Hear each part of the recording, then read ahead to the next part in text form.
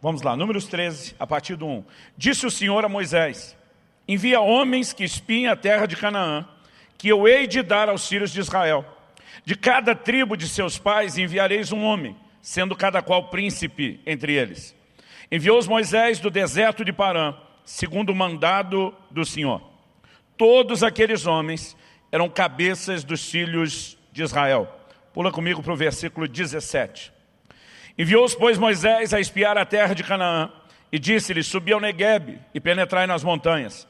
Vede a terra que tal é, e o povo que nela habita, se é forte ou fraco, se poucos ou muitos. E qual é a terra em que habita, se boa ou má, e que tais são as cidades em que habita, se em arraiais, se em fortalezas. Também qual é a terra, se fértil ou estéril, se nela matas ou não. Tende ânimo e trazei do fruto da terra. Você pode repetir essa frase comigo? Tende ânimo e trazei do fruto da terra. Então o texto diz: eram aqueles dias os dias das primícias das uvas. Verso 23.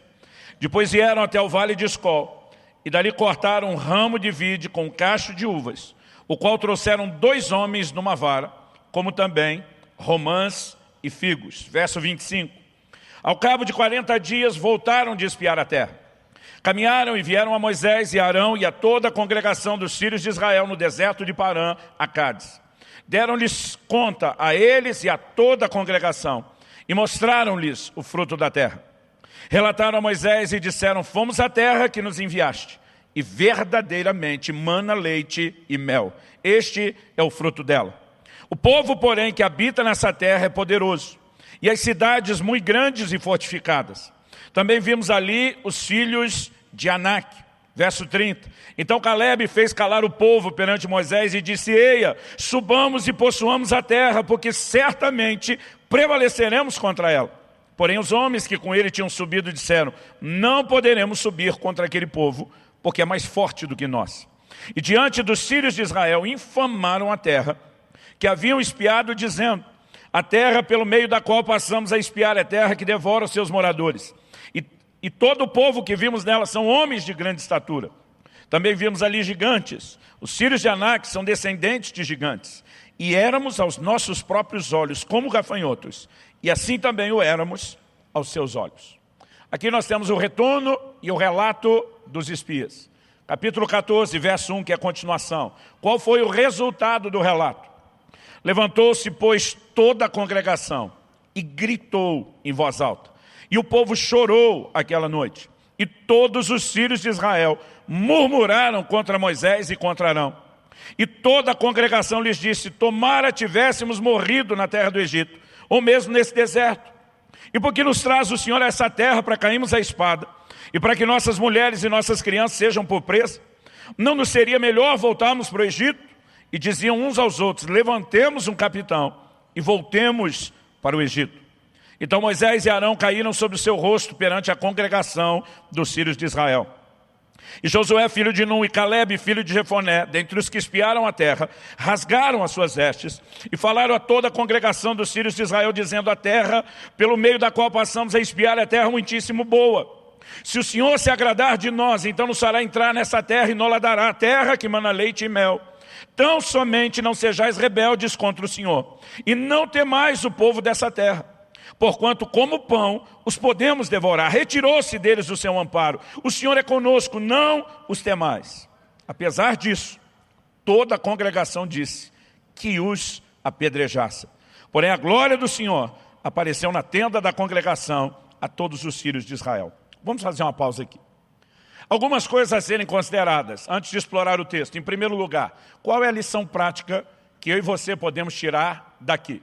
Não que haja uma única, mas em especial o que estamos procurando entender aqui. Eu acho que essa mentalidade, quando lemos a palavra de Deus, mesmo quando estamos lendo o Velho Testamento, é importante. Romanos 15, 4 diz que tudo quanto foi escrito para o nosso ensino foi escrito. Nada disso está registrado nas Escrituras à toa. Em 1 Coríntios, no capítulo 10, no verso 11, Paulo diz que essas coisas que aconteciam a Israel foram escritas para advertência nossa, para nosso exemplo, para nós de quem são chegados os fins dos tempos. Então Deus não queria apenas que eu e você tomássemos conhecimento de um episódio, na cronologia, na história de um povo, mas Ele queria nos ensinar. Então acredito que essa é a perspectiva mais importante e principal, que eu e você podemos aprender aqui. Então nós vamos tentar examinar o ocorrido e a partir disso, obviamente, com toda a lente e a ótica do Novo Testamento, entender como os princípios que estão aqui apresentados vão de alguma forma afetar a minha e a sua vida. Dito isso, eu quero que a gente tente se colocar lá dentro daquele cenário, na mentalidade daquele povo. Eu particularmente gosto de ler a Bíblia assim. Tentar imaginar não apenas o cenário geográfico, mas tentar imaginar todo o contexto. Não apenas o temperamento das pessoas, quando a gente consegue traçar um perfil, mas sempre a perspectiva bíblica maior. Né? Qual é o cenário todo? Então, em primeiro lugar, eles estão no limiar da terra prometida, a terra de Canaã. Passou a ser chamada de a terra prometida ou a terra da promessa, porque desde Abraão, o patriarca maior, Deus havia feito uma aliança e uma promessa dizendo: a ti eu darei essa terra, a você e a sua descendência. No entanto, eles permanecem ali por 3 gerações. A de Abraão, a de Isaac e a de Jacó, a quem Deus mudou o nome para Israel. Nos dias de Israel, porque José, um dos seus filhos, se torna o governador do Egito. Não há sustento na terra, a fome é uma grande crise, a provisão está lá. Eles descem ao Egito. Lá eles acabam permanecendo por 430 anos.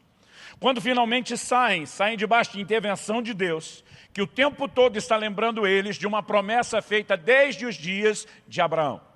Então, finalmente, eles agora estão libertos da escravidão, Deus interviu de uma forma poderosa, eles são guiados pelo Senhor ao longo do caminho e chegam no limiar da terra. Há um cenário e um ambiente de muita expectativa. Eu fico imaginando, não apenas aquilo que eu teria ouvido ao longo da minha vida, mas o que remontava às gerações anteriores, os nossos ancestrais, todo mundo falando da tal da terra da promessa. Deus descreve ela como uma terra maravilhosa. E quando os espias chegam e dizem: olha, a terra é o que foi dito. Verdadeiramente, diz o versículo 27, números 13, verdadeiramente ela mana leite e mel. Eu fico imaginando a expectativa daquele povo todo, que durante muito tempo teve a sua identidade sufocada debaixo de escravidão.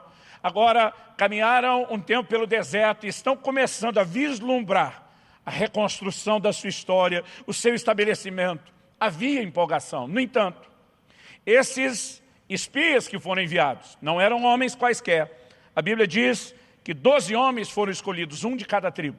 A Bíblia diz que eram cabeças entre o povo, eram príncipes, eram representantes devidamente escolhidos. Imagino algumas tribos dizendo: quem que nós vamos mandar para olhar direitinho aquela terra e já tentar garantir o lado da nossa tribo. Eles fizeram a escolha, enviaram esses homens e agora eles voltam. O primeiro relato é reconhecer: a terra é boa, mana leite e mel, é tudo que Deus falou. O problema é que eles não pararam nessa declaração do versículo 27. No versículo 28, o tom da conversa muda, dizendo: o povo, porém, que habita nessa terra é poderoso. As cidades são fortificadas. Eles dizem: vimos ali os filhos de Anak. É somente quando chega ali no versículo 33... que nós temos a explicação, a narração para quem lê posteriormente não sabe. Os filhos de Anak são gigantes. E quando eles dão a notícia, não apenas de um povo poderoso, de cidades fortificadas, mas quando eles falam dos gigantes, o desânimo se manifesta de uma forma generalizada. Nós temos, ao longo do caminho da saída de Israel, algumas crises, mas talvez nenhuma se compare ao que aconteceu nesse momento e nessa hora. O povo queria apedrejar Moisés, queria apedrejar Josué e Caleb. Eles queriam voltar para o Egito. Eles lamentam dizendo: era melhor a gente ter morrido lá, escravo mesmo, ou pelo deserto no meio do caminho. E nós temos aqui um caos. Nós temos uma situação terrível. Por quê? Por causa de uma notícia. Uma notícia da qual ninguém sabia. Quando os espias voltam dizendo: a terra é boa, eles usam o termo verdadeiramente. Por quê? Eles dizem o seguinte: a gente já tinha ouvido isso. Nós fomos lá constatar, voltamos reconhecendo que é boa. Mas agora há uma novidade que desanima todo mundo, porque ninguém sabia disso. Ele diz: a terra é boa, mas em outras palavras ele está dizendo: mas não é para o nosso bico. A terra é boa, mas boa como é, não estaria assim disponível tão fácil. E a notícia dada que assusta todo mundo é: a terra é possuída, guardada e defendida por gigantes. E a notícia dos gigantes desanima todo mundo. É importante você pensar que durante os anos de servidão no Egito, eles não tinham desenvolvido a habilidade da guerra. Me recuso a chamar isso de arte. Mas eles não tinham desenvolvido a habilidade da guerra. Eram um povo pacífico, agora saem. Precisam estabelecer e travar algumas batalhas ao longo do caminho, como nós vamos ver depois. Mas nada se compara a esse cenário de chegar e descobrir que aquilo que se esperou por centenas de anos, por gerações, está agora guardado por inimigos muito maiores e mais fortes do que eles. A notícia dos gigantes desanima todo mundo. E o ponto que eu quero começar explorando aqui é a seguinte pergunta: por que é que eles não sabiam dos gigantes? Os gigantes não eram novidade. Eles remontam muito tempo antes de Abraão, e nos dias em que Abraão, Isaac e Jacó estiveram na terra, eles não eram novidade. Nós podemos especular sem ter certeza das razões pelas quais, ao longo das gerações, se deixou falar dos gigantes que habitavam aquela terra, que os patriarcas moraram antes. Então vamos tentar especular. Me lembro do dia em que meus filhos em casa, porque a gente usou essa frase, meus filhos perguntaram: pai, por que vocês usam essa expressão, caiu a ficha? Eu falei: olha, a gente quer dizer que entendeu. Disse: não, como vocês aplicam a gente sabe, a gente quer saber por que fala isso, para expressar que finalmente entendeu. Eu falei: olha, teve uma época, acreditem ou não, que não existia telefone celular. Eu falei: o finado telefone fixo agora, na época não era coisa que a maioria de nós pudesse ter. Eu me lembro da época que isso era o preço de um carro. Eu falei: então a maioria de nós usava o finado telefone público, em alguns lugares chamado de orelhão. Eu falei: e a gente tinha que comprar crédito para poder ligar. Falei: sabe, da mesma forma como tem crédito para o celular hoje, a gente comprava crédito. O crédito a gente comprava na forma de fichas. Então a gente colocava a ficha lá, no tal do telefone público, no orelhão, discava, e quando alguém atendia e completava a ligação, caía a ficha. Significava que completou. Então nós tivemos que descrever, e eles ficaram olhando com a cara assim de: é muito antigo esse papo. Eu pensei, eu nunca me preocupei em manter meus filhos atualizados daquilo que acontecia antigamente. Normalmente é o contrário. Eles que nos atualizam da tecnologia da geração, né, que vai descobrindo e experimentando cada vez mais coisas.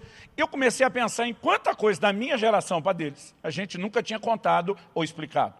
Talvez a gente possa deduzir que é um processo natural, que algumas informações ao longo do tempo se percam. Mas qualquer tentativa nossa de definir esse motivo, ela vai ser mera e puramente especulação, porque não há relato bíblico de por que as gerações não comunicaram isso.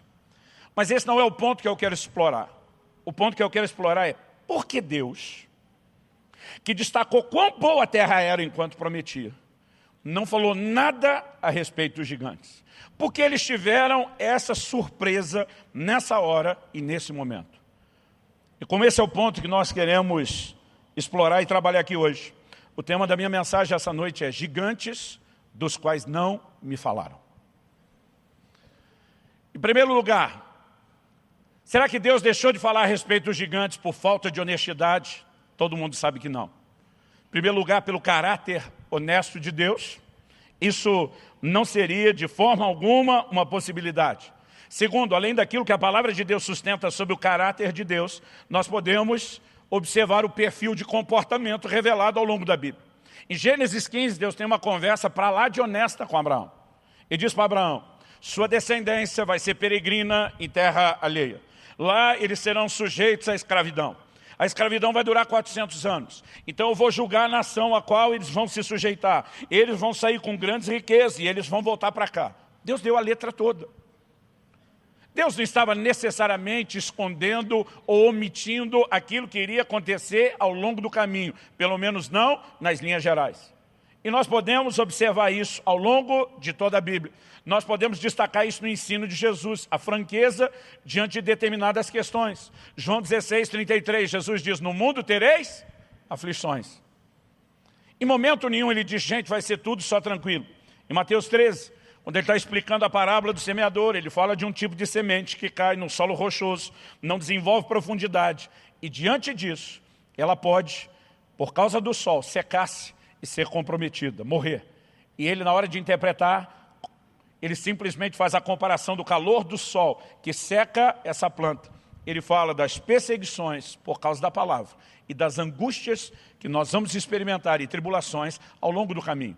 nós podemos olhar sobre todos os ângulos e não dá para dizer que Deus não tem um padrão de honestidade sobre dificuldades.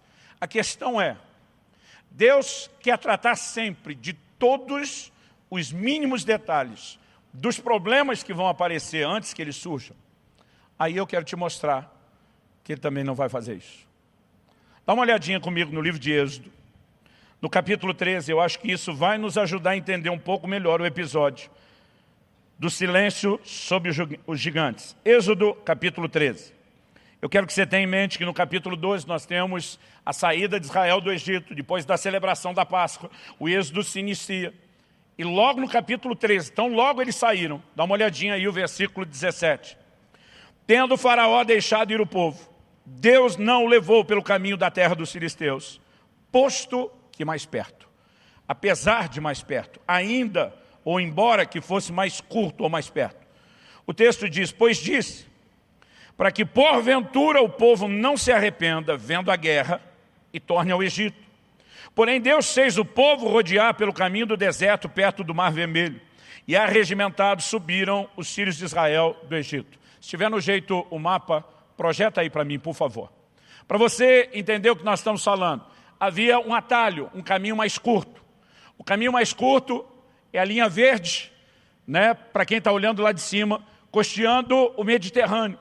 Eles poderiam sair do Egito quase, não dá para dizer bem uma linha reta, mas seria o menor caminho.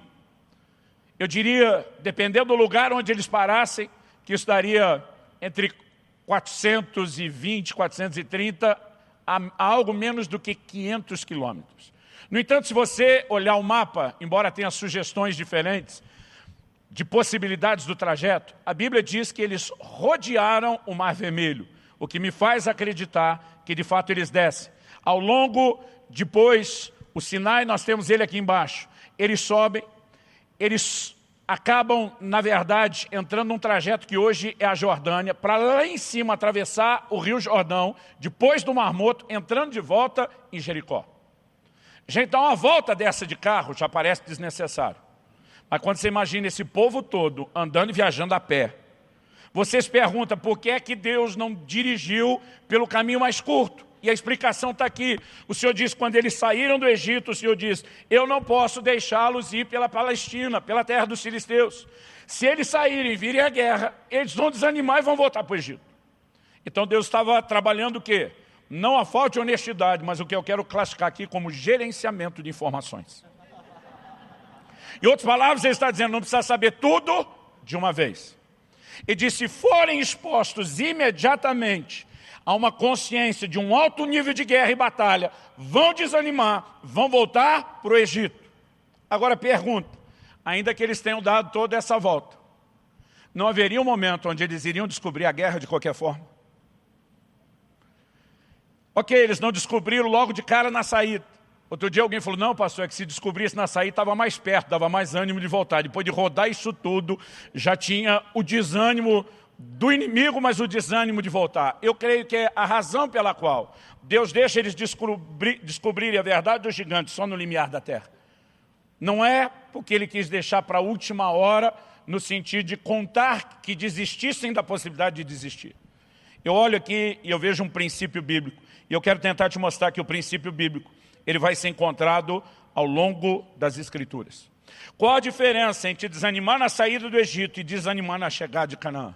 É que, pelo menos aqui, eles poderiam primeiro ver a realidade da terra e do que foi prometido.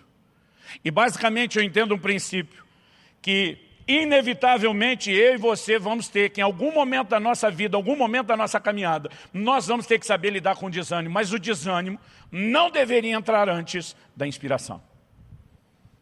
E esse é o segundo ponto que eu quero trabalhar aqui. Você pode repetir isso comigo? Diga, o desânimo não pode entrar antes da inspiração. Então nós vamos perceber, repito, minha ideia não é ser exaustivo, mas ao longo das Escrituras nós vamos perceber o mesmo padrão. João 16, versículos 12 e 13. Jesus, numa conversa honesta com seus discípulos, com os apóstolos, ele faz a seguinte declaração. Ele diz, eu tenho muito que vos dizer. Mas claramente ele diz para eles, mas vós não podeis suportar agora. Quando vier, porém, o Espírito da verdade, ele vos guiará a toda a verdade, porque não falará por si mesmo, mas dirá tudo que tiver ouvido, vos anunciará as coisas que hão de vir. Jesus está dizendo que tem muito mais coisas que eu ainda não falei. E a razão para eu não ter falado, vocês ainda não têm estrutura. Mas em algum momento, vocês vão ser notificados daquilo que eu estou dizendo, que vocês não podem ouvir agora. Basicamente, a gente consegue enxergar e perceber esse padrão. E por que nós vamos encontrar esse padrão? Deus não está tentando, em momento algum, encher o coração do povo com desânimo. Ele está tentando encher o coração do povo com inspiração. E quando ele manda aqueles espias, ele esperava deles o que Josué e Caleb fizeram.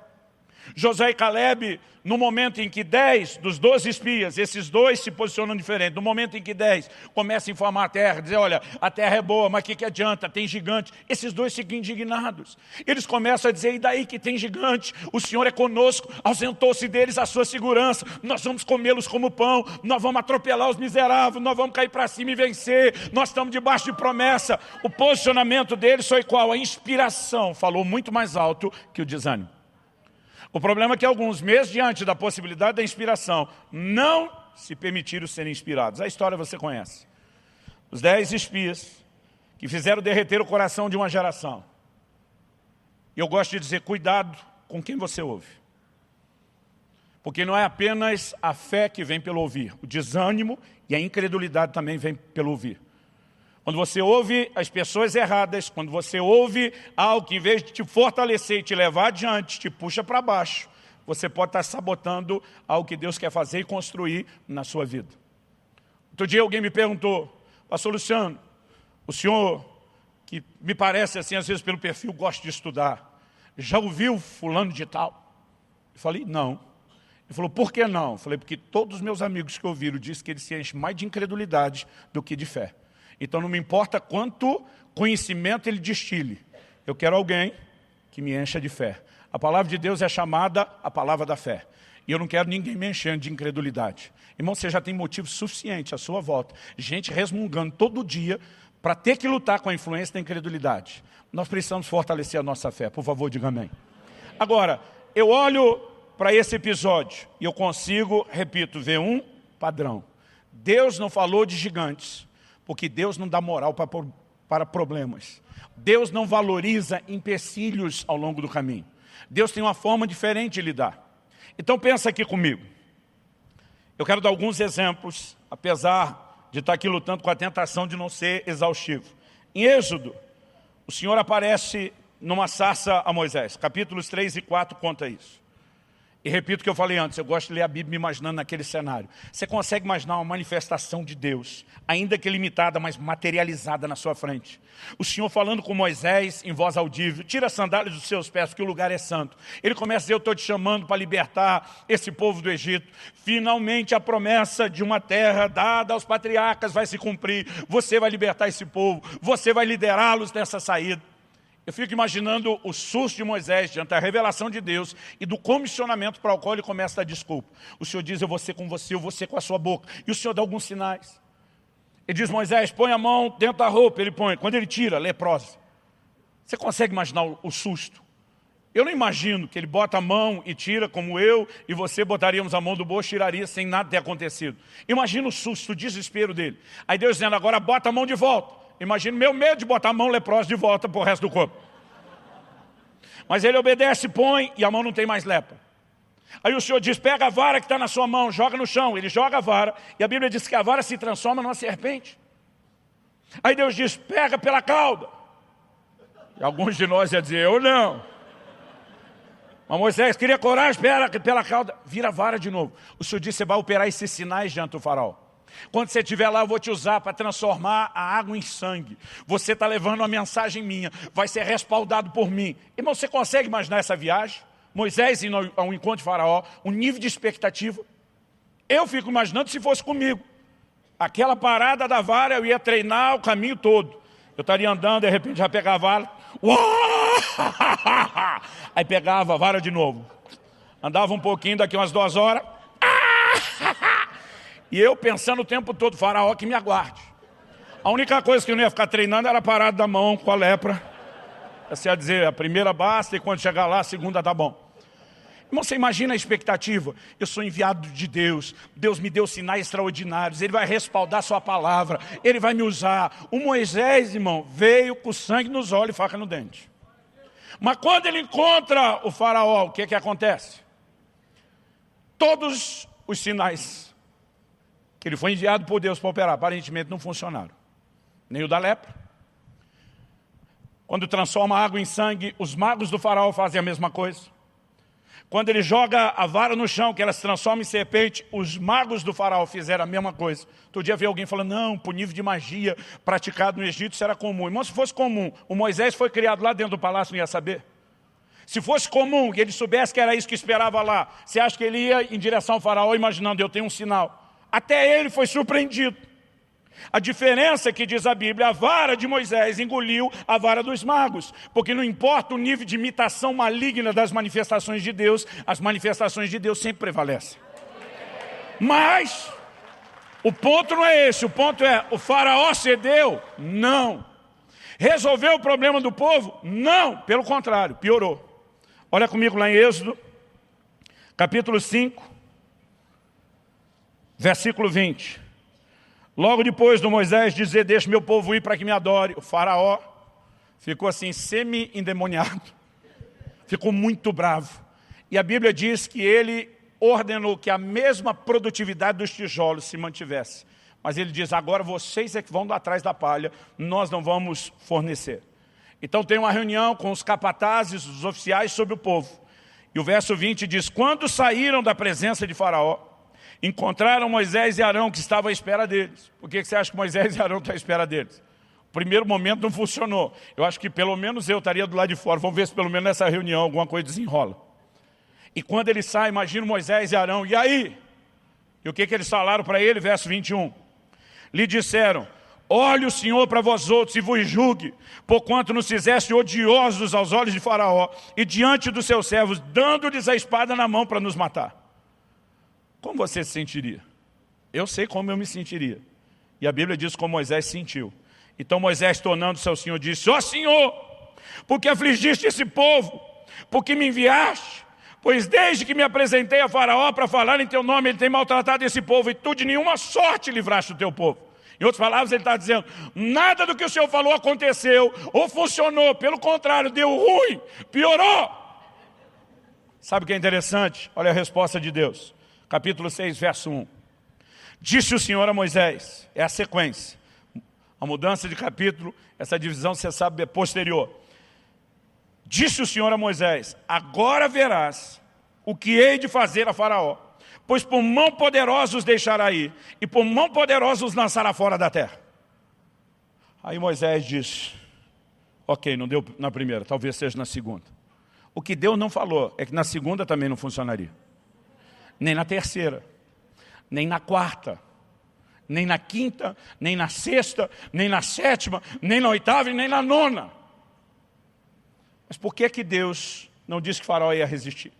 Depois da primeira enroscada que nós temos por parte do Moisés reclamando, Deus também não disse, olha, mas vai ter que ser muito perseverante porque demora. Irmão, deixa eu te dizer, Deus não dá moral para problema. Deus não valoriza obstáculo ao longo do caminho. Deus normalmente quer colocar os nossos olhos lá na frente. Eu falei que o faraó vai deixar, foca nisso, esquece o resto. Olha lá na frente o resultado final. É só isso que você precisa, Deus está dizendo para Moisés. Deus diz, eu vou perder tempo discutindo problema, valorizando problema, dando moral. No caso agora do nosso texto de Números 13, para gigante. Irmão, deixa eu te dizer, Deus não faz isso. Quando Paulo se converteu, ele recebe uma palavra profética incomum. E está lá trancado 3 dias, sem comer nem beber, orando. E vem um discípulo de Jesus enviado pelo Senhor chamado Ananias. Ananias diz, irmão Saulo, o Senhor que te apareceu no caminho de Damasco, me enviou para impor as mãos sobre você. Você vai voltar a ver, você vai ser cheio do Espírito Santo. Paulo voltou a ver, foi cheio do Espírito Santo? Foi. Paulo sabia que o cara era enviado por Jesus. Mas ele mandou te dizer também o seguinte, você vai testemunhar diante de reis. Você vai ter um ministério internacional, vai pregar para os gentios. Mas ele também mandou te dizer o seguinte, eu lhe mostrarei o quanto importa padecer pelo meu nome. Deus já estava mostrando? Não. Ele falou, eu vou mostrar. Até então Paulo não faz ideia do que vem. Deus diz, eu vou mostrar o quanto importa, mas Paulo não sabe quanto importa. Porque nesse momento é todo tipo de informação que ele precisa ter. Aos poucos depois, paulatina e progressivamente, o Senhor vai dando a revelação. E Paulo fala disso em Atos 20, 23. O Espírito Santo me testifica, de cidade em cidade, que o que me espera são cadeias e tribulações. E quando eu acho que terminou numa cidade, eu vou entrar na outra, o Espírito Santo fala da próxima. E quando eu vou dar um passo para outra, o Espírito Santo fala da próxima. Por que não falou tudo de uma vez? Porque Paulo não ia sair daquele quarto nunca mais. Irmão, se Deus ficar valorizando o problema e o desânimo entrar antes da inspiração, nós não vamos a lugar nenhum.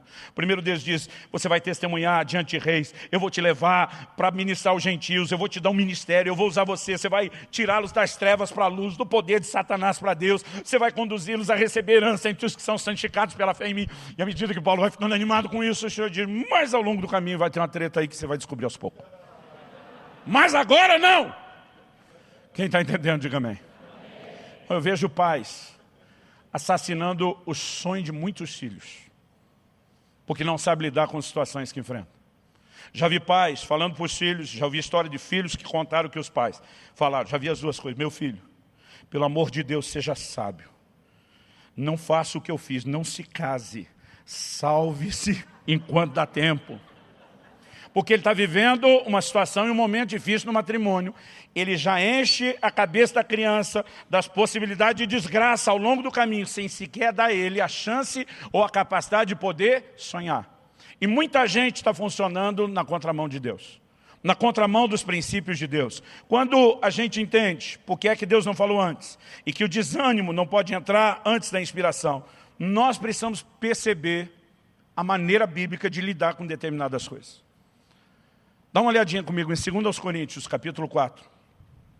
Vamos começar no versículo 16.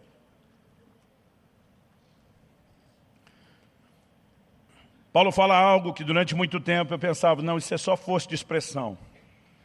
Às vezes me passava pela cabeça, se empolgou, exagerou. E aí nós teríamos que abrir mão do reconhecimento de que tudo que está escrito é para nosso ensino que está escrito e que é inspirado por Deus. Em 2 Coríntios 4,16, Paulo começa dizendo, por isso não desanimamos.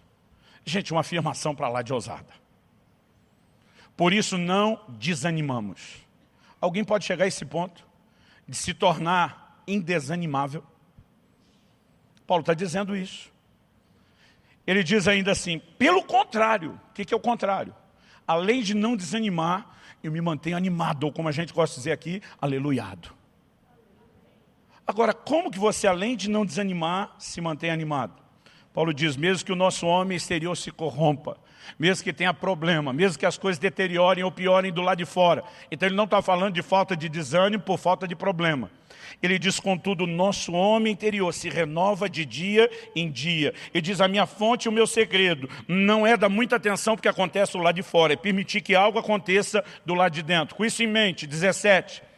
Porque a nossa leve e momentânea tribulação produz para nós eterno peso de glória, acima de toda comparação. Se você pensar na ideia de comparação e associar as palavras que ele usa aqui, de um lado leve, que é falta de peso, de outro peso de glória, você vai entender que Paulo está usando como analogia a balança romana. Se colocava um peso padrão, aliás, quando era criança, a geração de meus pais ainda vi isso. Quando a mamãe ia comprar alguma coisa na feira, me deu 1 quilo de alguma coisa, se colocava de um lado da balança, o peso padrão de 1 quilo, ou que pelo menos a gente acreditava que fosse, algumas vezes eram 900 gramas, porque não foi aferido pelo Imetro, e do outro lado ia se colocando a fruta, o que quer que seja, até que ela comparasse, equilibrasse. Paulo está dizendo que a tribulação é leve. Por que ela é leve? Porque quando você coloca a tribulação na balança, não importa o que você passa, ela nunca vai ter o mesmo peso que a glória que nos está reservada. Ele diz, não dá para comparar. E se não dá para comparar, ele diz, você não deveria dar a mesma atenção aos dois. Olha o verso 18. Não atentando, e atentar é prestar atenção, não atentando nós nas coisas que se vêm, mas nas que se não vêm. Porque as que se vêm são temporais, e as que se não vêm são eternas. Você precisa decidir onde você vai colocar os seus olhos. Colocar os olhos nas circunstâncias pode ser mais desanimador do que você imagina. Mas colocar os olhos naquilo que não se vê com o olho natural, mas se vê com os olhos da fé, é o que vai te manter fortalecido, não apenas motivado, mas fortalecido, turbinado por Deus e pela palavra de fé que Ele nos tem liberado para enfrentar as circunstâncias. Qual a diferença entre uma geração inteira que ficou fora do que Deus planejou e prometeu e Josué e Caleb? Enquanto todo mundo estava imaginando o tamanho do gigante que eles nem tinham visto, os outros estavam contando. Ninguém mais lembrava o tamanho do cacho de uva. Moisés diz, tragam do fruto da terra. A Bíblia diz, 2 homens carregaram um cacho de uva numa verga nos ombros. Esse episódio é tão forte na história de Israel que até hoje, o símbolo, a logotipo do Ministério do Turismo de Israel são 2 pessoas segurando um pedaço de pau, uma verga nos ombros para carregar o fruto da terra. Nessa altura do campeonato, ninguém mais lembra do fruto, nem da constatação de que a terra é boa, porque de alguma forma eles disseram, a terra é boa, mas nós não vamos chegar lá. Enquanto todo mundo está olhando aquilo que se vê, tem 2 enxergando aquilo que ninguém consegue ver. Eles conseguem enxergar além do problema, eles veem a materialização da promessa lá na frente. E eles começam a dizer, e daí que tem gigante, nós vamos atropelar os miseráveis. O Senhor está conosco, ausentou-se deles a sua segurança. Se alguém tinha que estar com medo, agora era eles, não a gente. Nós estamos jogando do lado certo, do time que ganha, nós já vimos o final do filme, o Senhor está conosco. O que acontece? Esses 2 estão aleluiados, porque eles estão enxergando o que ninguém mais está vendo. Agora, Paulo é claro, não só em dizer que você escolhe aonde coloca os olhos. A palavra aqui, atentar, traduzida como atentar, escopeu, no grego, ela significa não apenas olhar, mas ela tem a ideia de observar, de contemplar, que é um olhar mais atento. Uma das sugestões de tradução é fixar os olhos em algo ou alguém. E a NVI traduziu dessa forma, assim fixamos os olhos, não naquilo que se vê, mas no que não se vê. Porque essa escolha de onde fixar os olhos, ele diz, porque o que se vê é transitório. A versão de Almeida diz, são coisas temporais, mas o que não se vê é eterno. Qual a diferença entre uma coisa e outra? Circunstâncias, elas mudam. Você pode estar hoje mais quebrado que arroz de terceira. Naquele estado de se chamar mulher de meu bem, o banco confisca de tão endividado.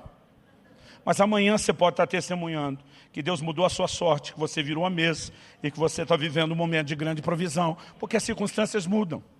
Você hoje pode estar enfermo e amanhã pode estar testemunhando que recuperou a saúde de uma forma plena, completa. Você pode estar enfrentando um problema familiar, mas amanhã você pode estar testemunhando que Deus mudou a sua sorte, trouxe restauração para a sua casa, porque circunstâncias mudam. Por favor, diga amém. Amém. Melhor falar amém, porque você não vai falar amém para o resto agora. Mas o inverso também é verdadeiro. A família pode estar bem hoje, você não sabe que vai ter um problema amanhã. A saúde pode estar bem hoje, você não sabe o que vai enfrentar amanhã.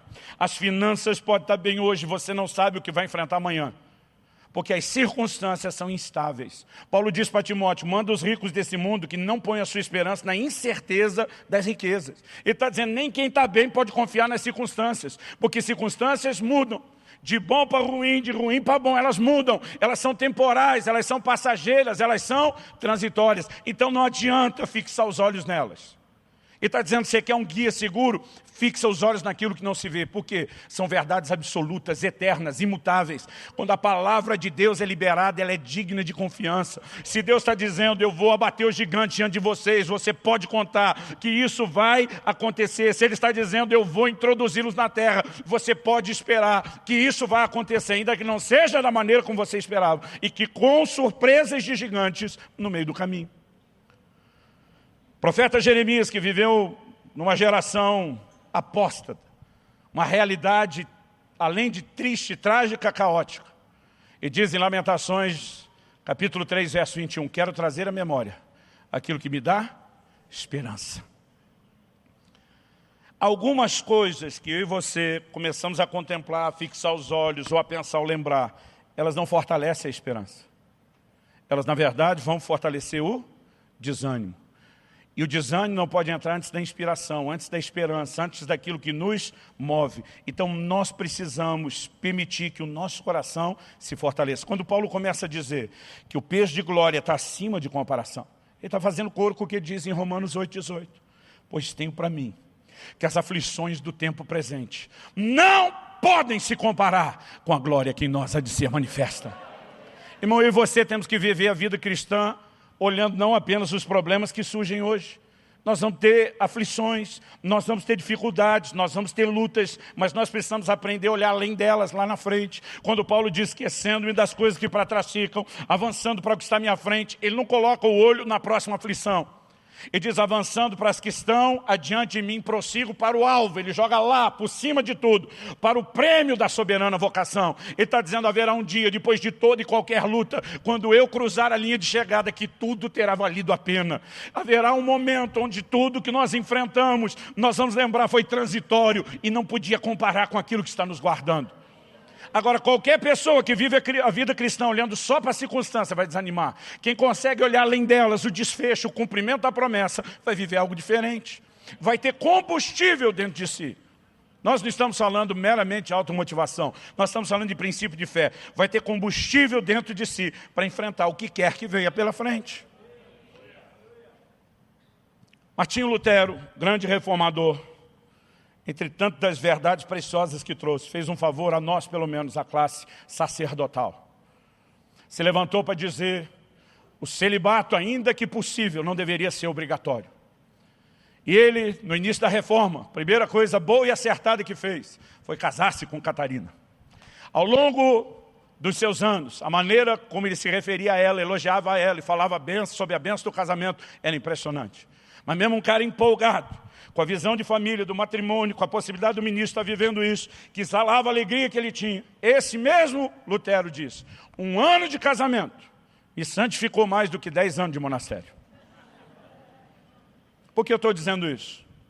Eu olho para alguns jovens pensando, nós vamos casar. E eles estão felizes. Mas eles não fazem ideia de algumas coisas que vão passar pelo caminho.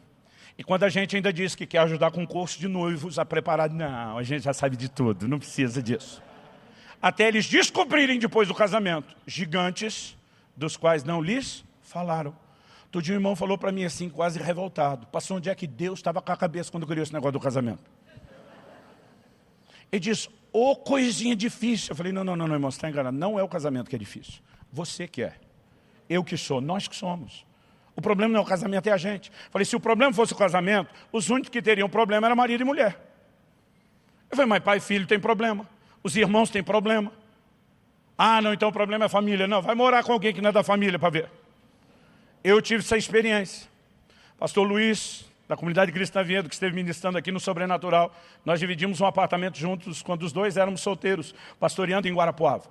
Até hoje a gente diz que foi o maior treino, a maior escola que eu e ele poderíamos ter para o casamento. Porque a gente brigava todo dia. Todo santo dia. Por quê? A gente era diferente demais. Luiz acordava pela manhã, não dava para acreditar que ele tinha dormido naquela cama, naquele quarto. Ele arrumava aquilo melhor do que qualquer camareira profissional de hotel que treina um monte de vezes todo dia. Eu olhava e dizia, você não dormiu aí hoje? Não, eu dormi, eu que arrumei. Teve ocasiões de eu ir lá assistir ele arrumar.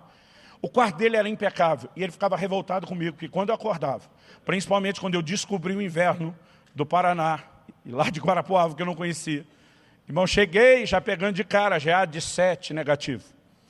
Eu botava tanta coberta que aquilo virava um casulo, não dava nem para mexer debaixo. De manhã, quando eu acordava, eu só saía do casulo e deixava ele pronto para a hora que voltasse. Nós não estamos falando de dobrar uma coberta, um lençol, era muito trabalho. E ele reclamava comigo, como que alguém não arruma a cama? Eu dizia, amigo, a gente só dorme aqui, não recebe visita. Você tem o seu quarto, eu tenho o meu, e o meu fica com a porta fechada. Eu não me recuso, não vou arrumar minha cama. Ele ficava doido, e a gente brigava por isso. Mas daí a gente ia para o banheiro. E o banheiro é uma coisa que até hoje, de acordo com a minha mulher, eu tenho algo parecido com o toque. Transtorno obsessivo compulsivo. Eu entro no banheiro, irmão, pode ser na casa dos outros, pode ser onde for, eu tenho mania de limpeza.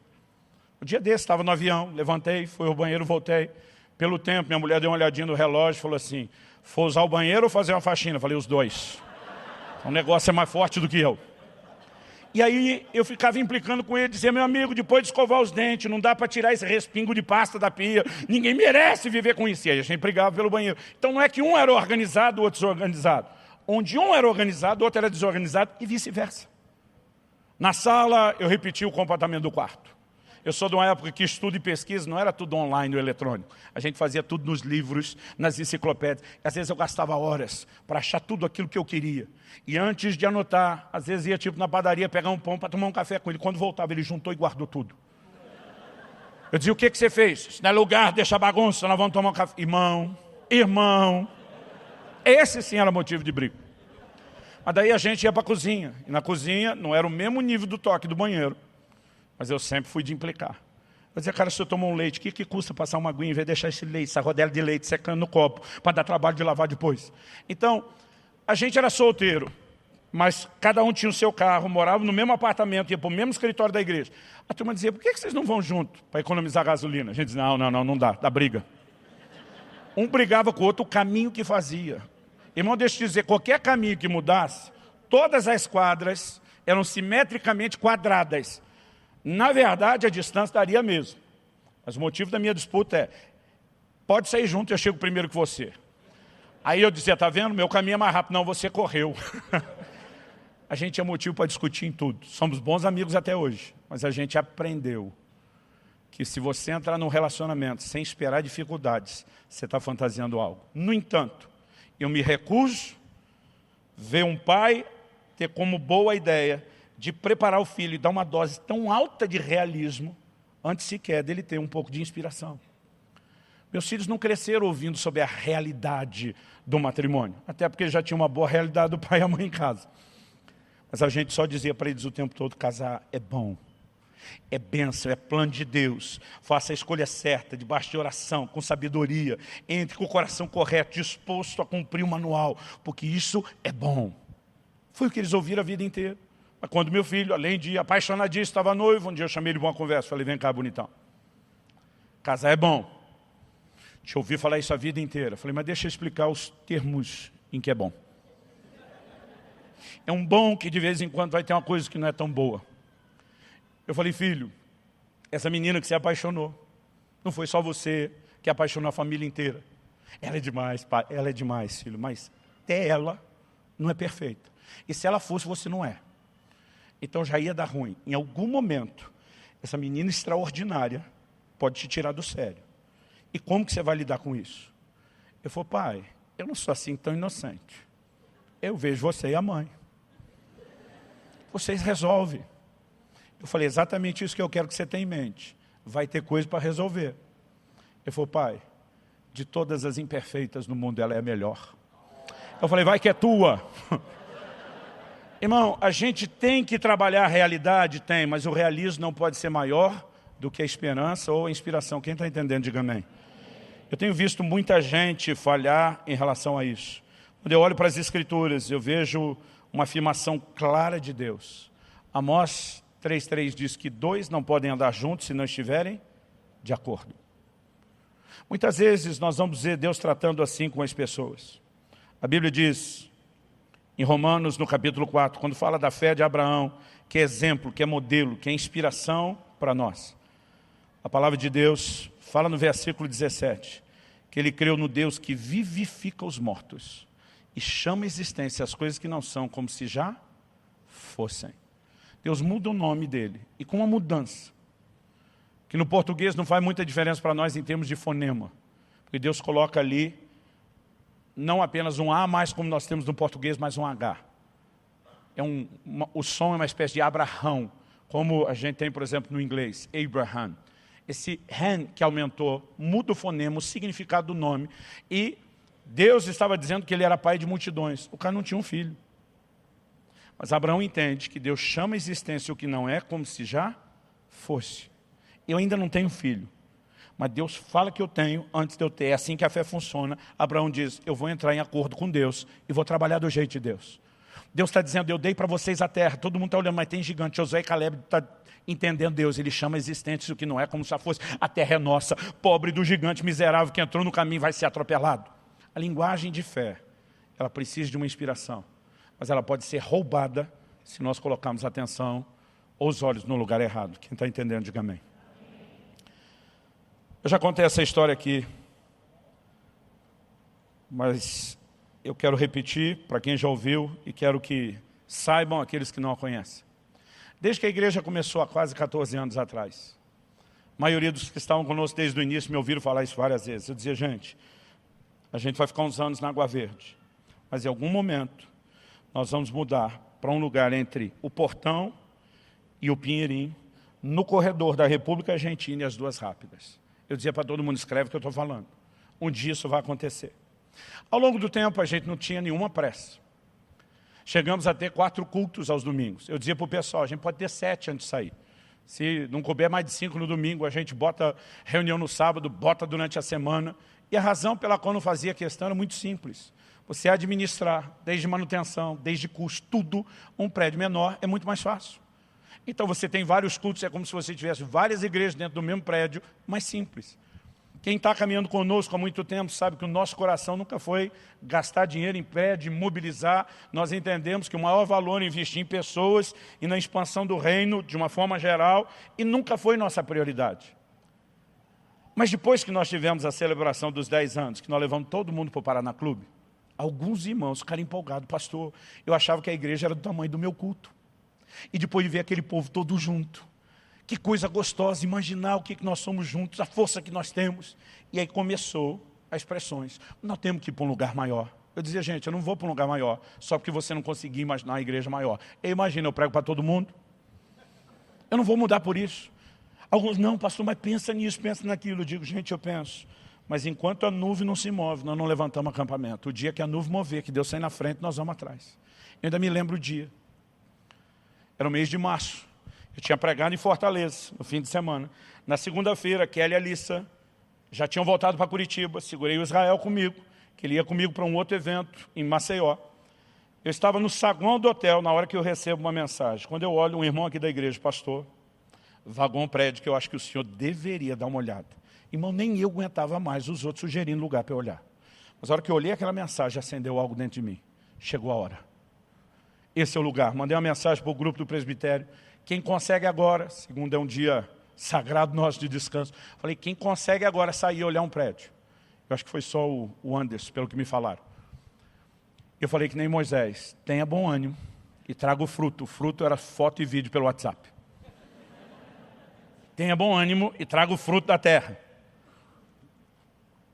Antes de me mandar qualquer foto, eu tinha uma convicção. Esse é o nosso lugar. Quando perguntei o endereço de poesia, eu olhei, eu vi que estava no coração dessa área que a gente declarava desde cedo. Uma convicção de Deus encheu meu coração. Apresentamos o desafio para a igreja e tivemos uma resposta de uma oferta extraordinária. Numa época onde a gente já estava no cenário que chamavam de crise. Nós levantamos entre ofertas dadas e promessas feitas, R$600 mil, para entrar no prédio que a gente dizia, a gente vai ter que dar um tapa, vai ter que dar uma ajeitada. E levantamos essa boa oferta. Começamos com tudo muito favorável e indo bem. Até que um dia, depois de ter assinado o contrato, a gente já se organizando para o início da reforma, eu estou orando, o Espírito Santo fala comigo, se der um vento acima do normal, e é que não deu ainda, esse telhado não vai suportar. Eu tomei um susto. Liguei para a pessoa encarregada, falei, para o que estiver fazendo.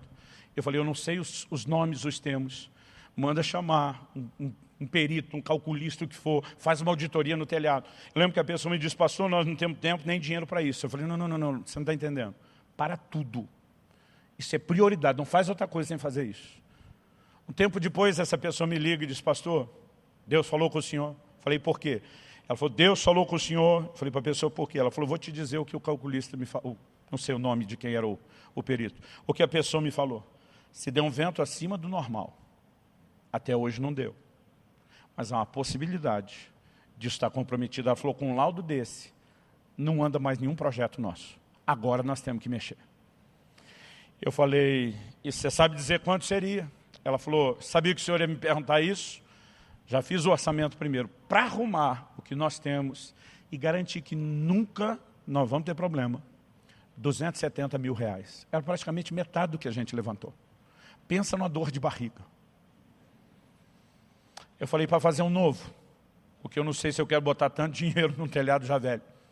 Ela falou para fazer um novo, R$400 mil. Eram 2/3. Eu falei, muito obrigado, depois a gente conversa. E aí eu entendi Moisés como nunca. Eu fui falar com Deus. Deus! Ninguém me contou isso. A gente não descobriu depois, foi o senhor que me falou do telhado. Foi o senhor que mandou checar. Eu chequei, o senhor estava certo, o senhor tinha informação, o senhor sabia. Minha pergunta, por que é que o senhor só me falou isso agora? Por que é que não falou antes? O Espírito Santo falou comigo nítido e claro, se eu falasse antes, eu não alugava. E diz, muitas vezes vocês são dirigidos por circunstância e não por propósito. Se a gente ficar sabendo da guerra antes, irmão, a gente não entra nela. Mas o Senhor primeiro empolgou, lembra o que falava, lembra as palavras, lembra, tem a convicção que é minha, entra. Eu falei, me socorre. Se eu for falar para o meu povo que de metade a 2/3 da oferta foi numa prevenção de telhado que a gente não imaginava, eu perdi toda a credibilidade, pelo menos de dizer que o Senhor está nos dirigindo a isso. Eu preciso de ajuda. Eu falei para ele, nós estamos marcando uma reunião para o fim do mês. A última terça, o último tardel do mês. Vou reunir com todos os líderes de célula. Antes nós vamos ter uma conversa com os escalões de liderança. E é muito importante que o Senhor me socorra antes disso. Eu preciso de um cheque de R$400 mil antes dessa conversa. Porque senão ninguém vai acreditar que o Senhor está com a gente nisso.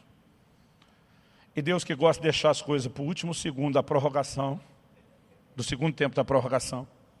Na segunda-feira um irmão me liga e diz, pastor, sabe que o senhor poderia almoçar comigo hoje? Eu falei, irmão, você sabe que hoje é segunda? Sei. Você sabe que segunda é nosso dia da família, que a gente não gosta de ver crente na frente, que a gente quer ter o tempo de preservar a atenção que a família. Sei, pastor, acho louvável, mas eu preciso falar com o senhor hoje. Eu falei, amigo, tem que ser hoje. Ele falou, tem que ser hoje. Ele falou, pastor, nunca te incomodei com isso, mas acho que até dá para deixar amanhã. Não, tem que ser hoje. Eu falei, segura aí. Eu falei, amor, fulano está aqui me pedindo, disse que precisa ser já hoje. Mandou justificar que tem um histórico que nunca fez isso. A Kelly falou, eu acredito nele. A gente segura hoje. Pode abrir uma sessão. Eu falei, estou indo. Aí quando sentamos, estamos almoçando, depois de um pouco de conversa, ali na hora que estamos começando a comer, eu falei, qual o problema? Ele falou, não tem problema. Irmão, é tão raro alguém chamar a gente para uma conversa não ser um problema, que a gente é estranha. Como assim? Ele falou, não, é que ontem eu ia fazer algo na igreja e o Espírito Santo me barrou. Ele falou que não era para eu fazer ontem, era para eu fazer hoje. Mas ele mandou eu te procurar. E disse que era para eu pôr na sua mão que você sabia o que era. E ele me empurra na mesa um cheque de R$400 mil. Ele falou, isso tem a ver com a reforma do prédio, mas é algo entre você e Deus. E Deus disse que você precisa desse cheque na sua mão hoje. Eu lembrei, a reunião é amanhã. Irmão, quem estava nessa reunião lembra. Eu cheguei macho, valente. Tem gigante daí, com aquele cheque na mão. O Senhor é conosco, ausentou-se deles a sua segurança. Eu vim valente. O que eu não sabia é que mesmo com o cheque 400 mil na mão, ia levar 2 anos para a gente entrar. Porque Deus disse para Moisés, eu não falei que o farol vai dobrar, é mesmo. Só não fala, vai ter mais 2, 3, 4, 5, 6, 7, 8, 9 encrencas pela frente. Mas a convicção de que Ele estava nos levando a algo, me fez ao longo de todo esse tempo tirar os meus olhos de qualquer circunstância e ficar olhando lá na materialização da promessa onde nós estamos hoje. E quando você age assim, irmão, deixa eu te dizer, durante todo esse tempo, eu não perdi uma noite de sono, eu não tive frio na barriga, queria poder dizer o mesmo do Marciano. Não tive preocupação nenhuma, eu tinha uma convicção. O Senhor nos deu uma palavra, nós vamos chegar lá. Que Ele disse, vale para qualquer coisa da sua vida. Tem gente me dizendo, pastor, uns anos atrás, a economia do Brasil estava 1000, resolvi fazer uns investimentos e veio a crise. Gigantes dos quais não te falaram. Os desafios do casamento, gigantes dos quais não te falaram. Irmão, deixa eu te dizer, quando eu fui para o ministério, ninguém me mostrou as letrinhas pequenas do contrato que eu tinha que ler antes de assinar. Só me disseram, é bom demais. E lá fui eu. E depois tinha vontade de dizer para Deus, ninguém me falou dessas buchas que ia ter que lidar todo dia, problema todo santo dia. Irmão, parecia que todo dia você estava 100% ungido, mascando prego, cuspindo fogo. E eu começo a descobrir uma realidade do ministério que eu não sabia. Que eu ia acordar, às vezes no domingo, e dizer para Deus, eu não quero ir à igreja. Ele diz, mas você tem que pregar, meu filho. Mas eu não quero, eu não tenho vontade, eu não estou animado para isso.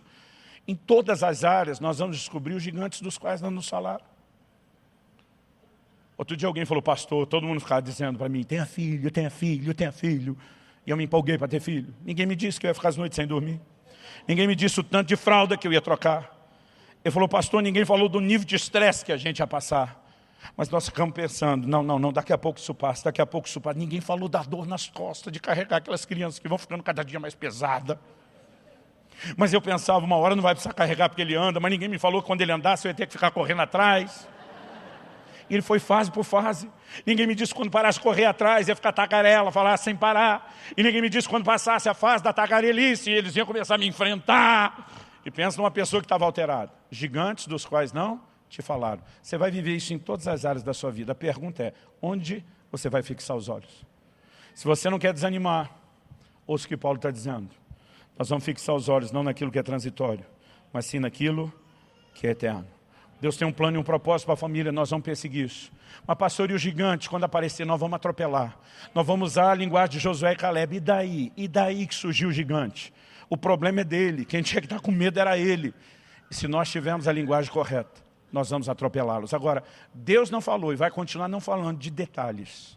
Porque primeiro Ele quer encher o seu coração com inspiração, com esperança, para que depois, abastecido por isso, à medida que descobre com um pouquinho mais de estrutura, você saiba como lidar. Vamos ficar em pé para parecer que está acabando?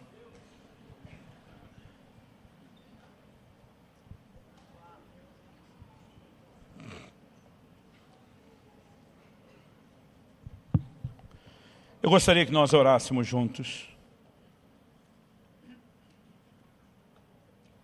O Espírito Santo é chamado nas Escrituras de o Espírito da fé.